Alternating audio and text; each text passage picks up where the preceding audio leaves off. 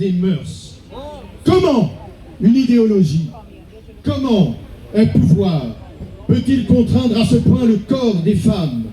Comment cette idéologie peut-elle exercer un tel contrôle et une telle violence?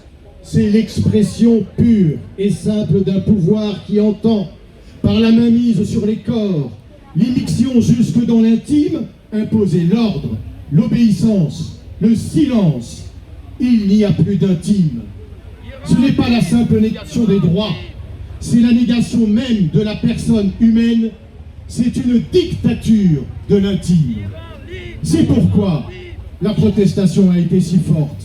C'est pourquoi elle doit s'entendre ici, dans une expression qui n'est pas partisane, mais dans une expression politique.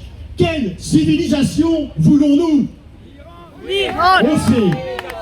On sait l'écho qu'a eu la mort de Mahsa Amini en Iran. On en connaît l'ampleur, le courage de ces femmes qui se dévoilent, se coupent les cheveux, refusent le diktat vestimentaire et entraînent à leur suite tout le peuple iranien.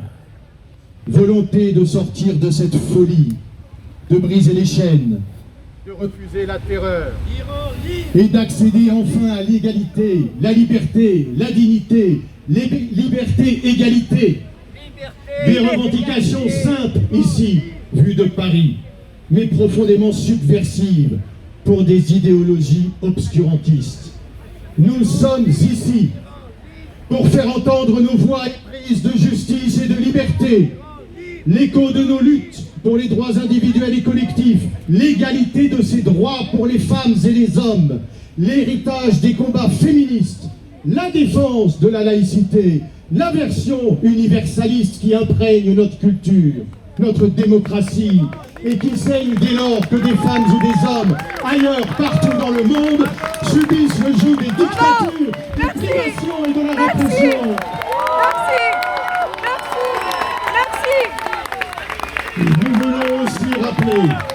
Nous voulons aussi rappeler notre attachement à ces droits, jamais définitivement acquis, toujours remis en cause, qui appellent une vigilance et un engagement constant.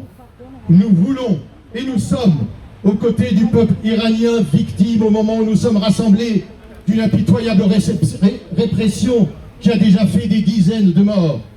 Nous songeons à celles et à ceux qui dans les geôles souffrent en ces heures historiques. Nous sommes aux côtés de ces femmes qui exigent l'égalité et qui sont prêtes aujourd'hui à risquer leur vie pour se débarrasser d'un joug qu'elles n'ont que trop subi. Comment ne pas être de ce combat? Et ceux qui ne sont pas de ce combat, et ceux qui ne sont pas avec nous aujourd'hui, et ceux qui par leur silence expriment une attitude qui est le contraire de ce qui inspire notre démocratie et nos valeurs, et ceux qui ne sont pas de ce combat, seront-ils aux côtés? Et ceux qui ne sont pas de ce combat, seront-ils aux côtés du président Raisi, qui prétend sur la chaîne américaine CBS que les femmes en Iran portent le voile de façon spontanée?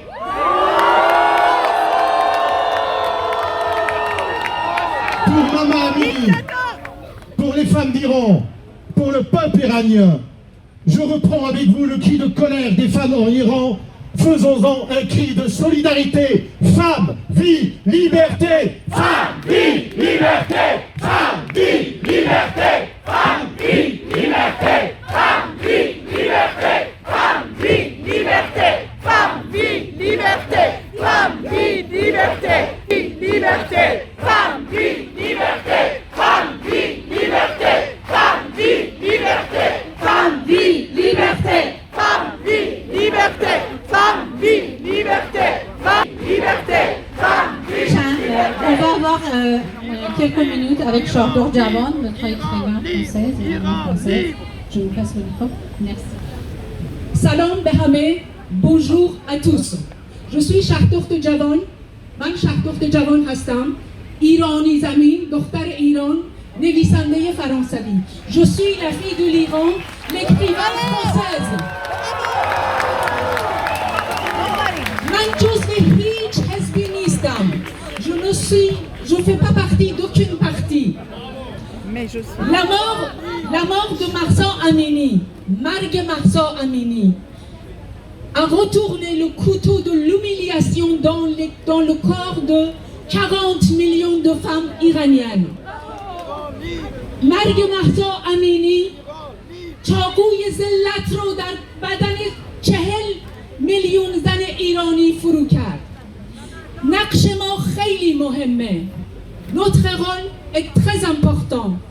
Nous, les Iraniens, en dehors de l'Iran, en Europe, aux États-Unis, au Canada, ما ایرانی های آمریکا، کانادا و اروپا وظیفمون هست. Nous avons le devoir de montrer au président français, au président américain, à صدر اعظم آلمان، نخست وزیر انگلستان که دیگه مذاکرات با ایران امکان نداره.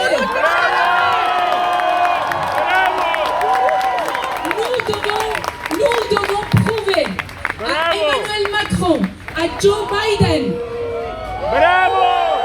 au chancelier allemand, au premier ministre anglais, qu'il n'est plus possible de négocier avec le régime criminel de Téhéran.